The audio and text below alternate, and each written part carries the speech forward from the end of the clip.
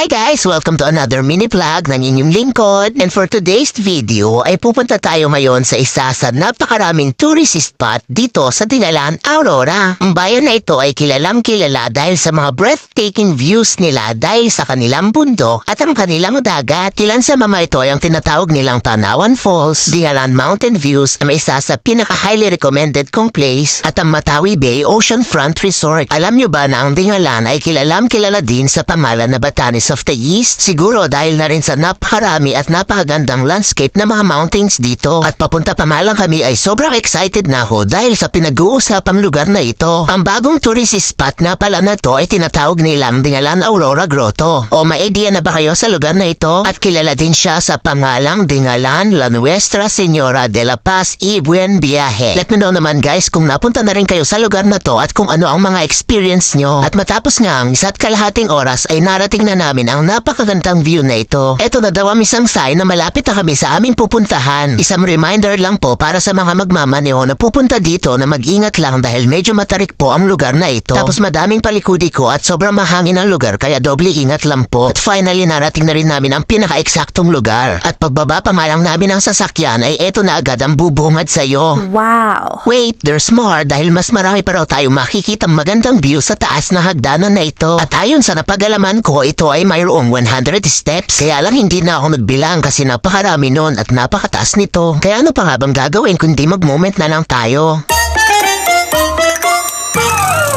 O diba napakapit na akong bigla dahil napakataas po talaga na hagdanan na ito. At shoutout nga pala kay Yasmin na napakahusay na human drone ko. Don't hesitate to call her daw po. Basta libre lang daw po pala siya sa merienda. Tira, napaka-worth it ng bawat hakbang sa hagdanan na ito. Dahil pakiramdam mo ay maaabot mo na ang mga ulap. Tapos ang dami pong magagandang puno kagaya nito. It's like paradise for me. Sa wakas narating ko na rin ang pinakatuktok ng hagdanan. Teka, pahinga lang ako saglit, nakakapagod eh. Sabay pose!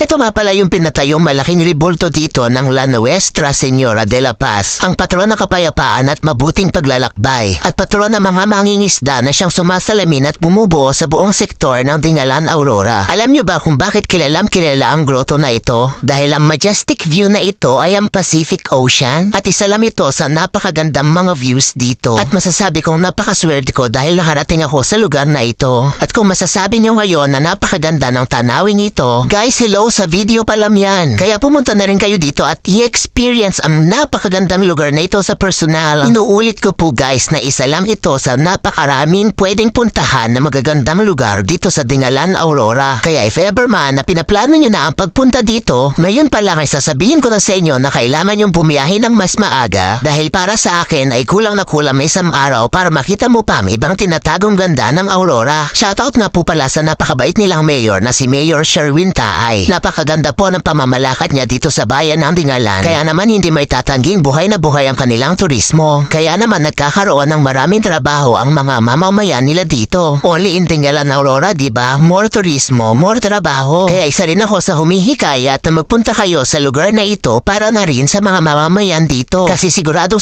naman ako na hindi ako mapapahiya sa inyo. Kaya wag na magpatumpik-tumpik pa. Gora na at ihanda ang camera. Oh, huli ka. Daming picture na naman nito. Kaya guys, sana huwag kayo mananawa sa mukha ko Kaya maraming salamat sa panonood nyo, pagla-like at pagko-comment sa mga video ko. Kaya naman hanggang sa muli and I hope you enjoyed watching. See you on my next mini vlog.